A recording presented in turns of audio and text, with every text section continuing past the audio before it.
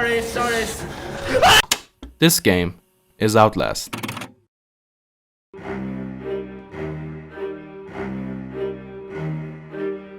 Outlast was released in the early 2010s, when YouTube was dominated with horror games like Amnesia: The Dark Descent, Slender, Cry of Fear, and many more.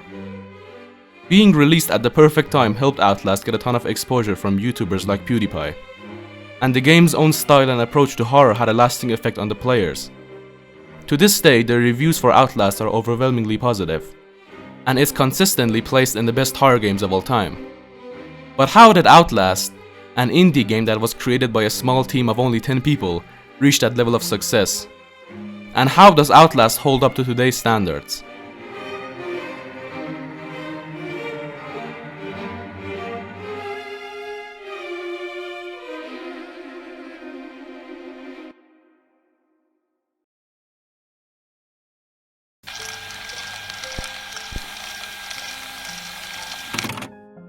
While the team behind Outlast were small, they weren't at all inexperienced.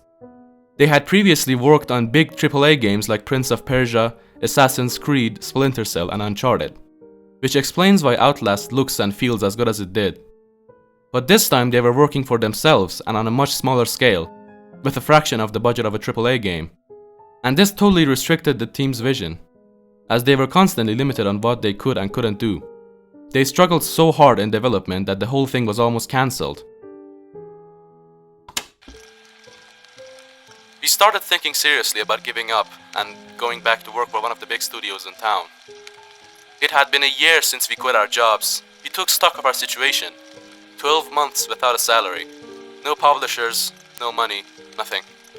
It was a bleak moment. But thankfully, Outlast was released in 2013, and it was a complete success.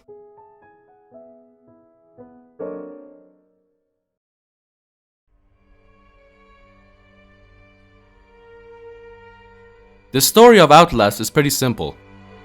We play as a reporter who got a message from an unknown source that there are inhumane and corrupt things happening in Mount Massive Asylum. So we go to explore it for ourselves, but we quickly realize we went there at the worst possible time, as the asylum is overrun by homicidal and dangerous patients. From there, the main objective of the game becomes escaping the asylum. Every action we take, like turning valves, turning on generators, and looking for keys and keycards, are all a part of our attempt to escape. And that pretty much concludes the story. Despite its simplicity, the story is written to complement the game as a whole, and Outlast does not shove the story down your throat. Pretty much whatever you see is whatever you think it is. You can read boring notes around the asylum that offer insight on the characters and their backstory, but if you don't want to, the game doesn't force you, and it doesn't leave you confused.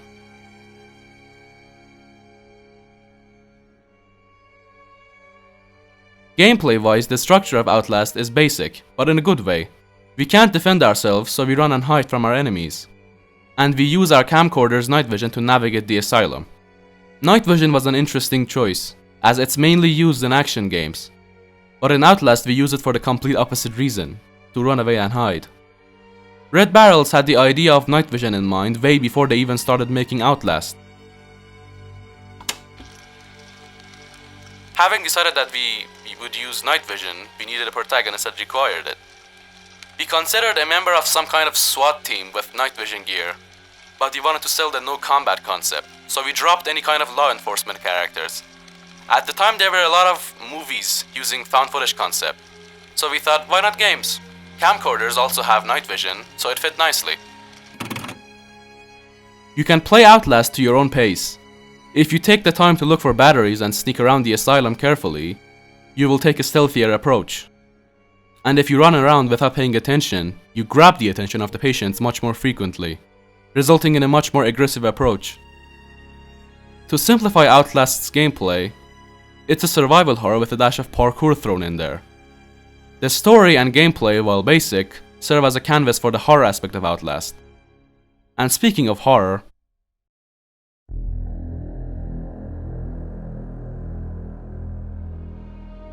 despite the experiences Red Barrels had with their previous projects, they haven't really had any experiences with horror games, as Outlast was the team's first ever horror game. And in a case like this, the most amateur mistake to make is to overuse jump scares, or use them in a bad way, which sadly Outlast is guilty of. Though it only happens a handful of times, the scripted cheap jump scares really take the player out of the experience.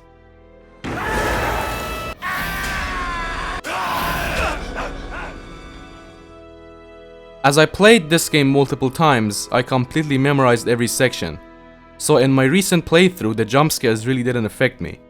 But that doesn't mean that I didn't find Outlast scary. Thankfully, for the majority of the game, the scares depend on the situation, naturally generated by the patients, and the way you interact with and around them. Because of the story's simplicity, there is an element of realism in Outlast. Unlike other horror games, most of the things that happen in Outlast could happen in real life. The monsters you come across in Outlast aren't zombies or giant spiders, they are people who are mentally unstable, unpredictable, and potentially dangerous. This element of unpredictability really shines in Outlast. The people you come across aren't always violent and dangerous. Some ignore you, some open up to you, and some just want to fucking kill you. This makes every encounter stressful and heart-racing, because there isn't a very clear line on who is and who isn't dangerous. Outlast knows this and intentionally uses it to mess with you, putting you in awkward scenarios like having to walk past someone in a tight corridor without getting a good read on them, or having to investigate the other side of the door that seconds ago was being kicked down.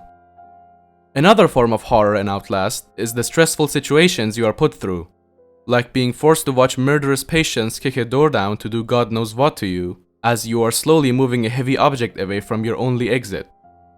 But these are just a fraction of what makes Outlast scary. To actually talk about what makes Outlast, in my opinion, one of the best horror games of all time, we have to talk about its atmosphere and soundtrack.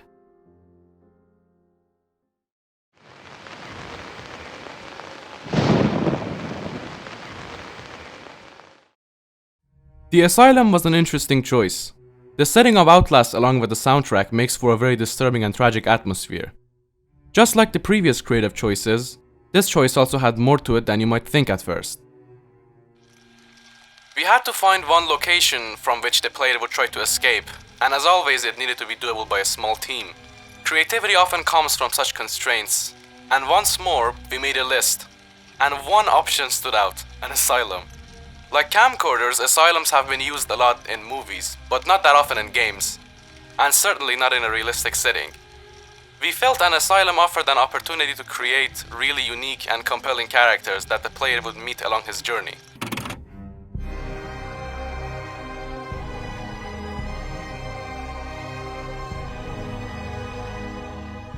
Outlast is a very atmospheric game. From the beginning, when we are outside the asylum, this becomes apparent. The exterior of the asylum is squeaky clean, just like the corporation behind the asylum wants you to think. No blood scattered around the walls, no screams of terror from the patients, nothing. It's only when we enter that we start to see the horrors of Massive Asylum. We watch as a soldier that was armed to the teeth beg us to leave the asylum as he is slowly and painfully dying, right away letting the player know that he doesn't stand a chance against whatever is in this place. You can't fight them. You have to hide. This place feels like hell, and the lighting supports this. The light that is coming in the room is extremely bright and exaggerated, almost like in comparison to the room we are in now, the outside world is like heaven. Once we finally get to go outside the asylum, things feel strange.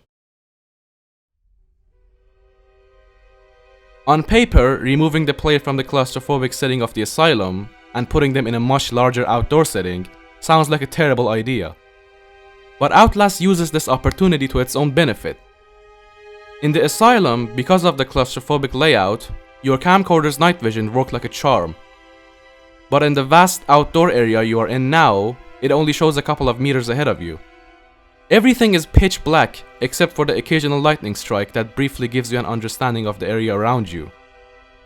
For the next 10 minutes you are completely safe. But from the things you witnessed so far in Outlast, it feels like logically any second something would start chasing you. But that would never happen, like a sneeze that would never come out.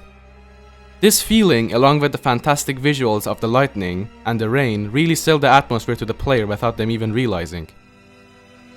The atmosphere of the game set by the music and the visuals was effective. Players felt the tension we were trying to create and were curious to explore the rest of the game.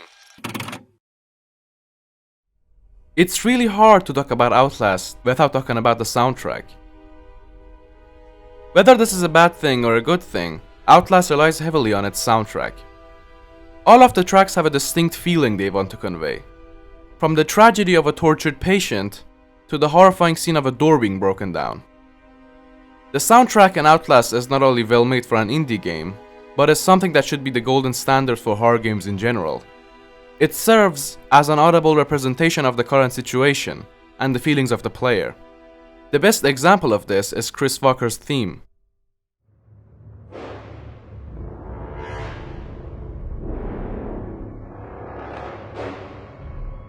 Hearing it for the first time, you immediately get a feeling that something isn't right. The trombone gives an uneasy feeling to the player, almost like something dangerous is looking for you but hasn't quite found you yet. Until it finds you and you have to run away from that giant of a man who can rip your head off clean with his bare hands. From then, every time you hear that track, you immediately remember what you're up against.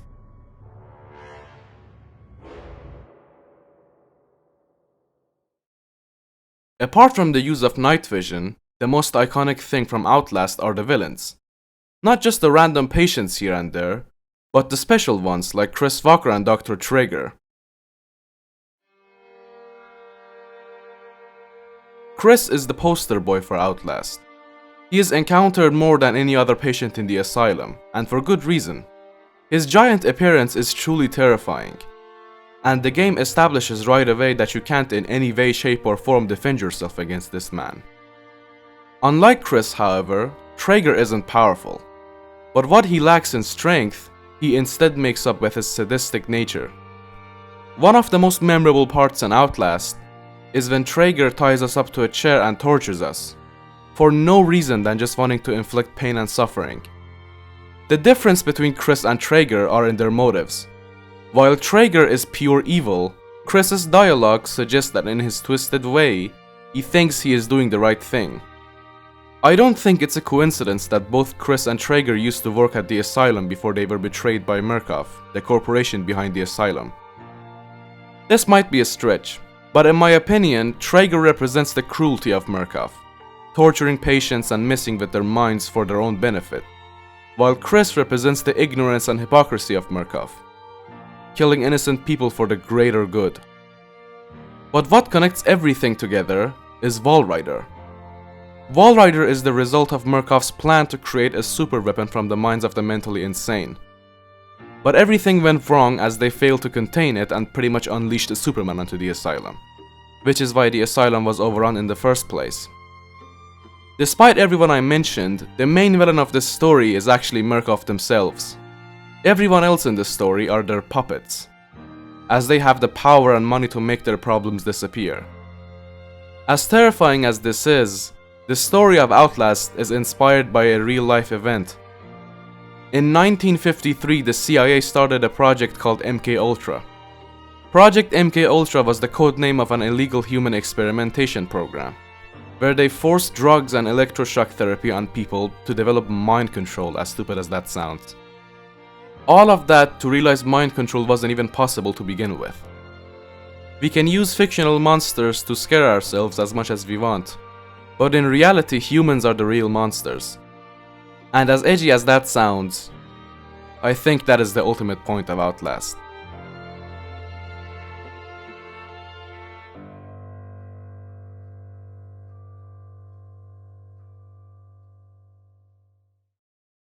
To answer my questions at the beginning, I think Outlast holds up exceptionally well. Replaying it made me realize it wasn't as good as I remembered, and the game definitely still has its flaws. I think it turned out exactly like Red Barrel's intended it. Whether you liked it or not, that depends on the person. But I can totally see why so many people loved it. As cliche as this sentence says, leave your thoughts in the comments, cause I'm genuinely interested to see what you think of Outlast. Anyway, here's a trailer I made to wrap this video up. Thanks for watching. I need you to understand the bridge you're crossing here. You press that button, there's no going back, Mr. Park. Anyone you care about, your wife, your child, there'll be nothing to Murkoff but ways to hurt you. Is hurting Murkoff worth that much to you?